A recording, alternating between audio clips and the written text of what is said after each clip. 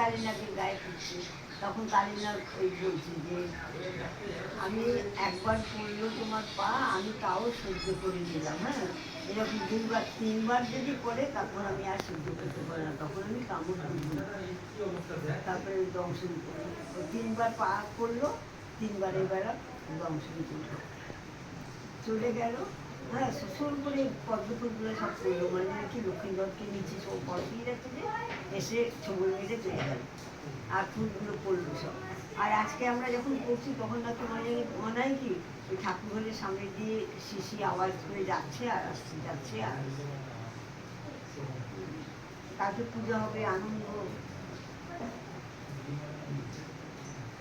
আবার এই 1 বছর ওই ব্রাহ্মণের সাথে পূজা করি।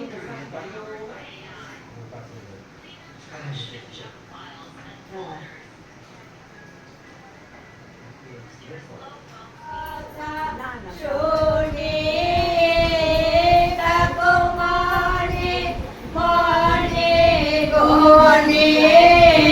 দক্ষিণে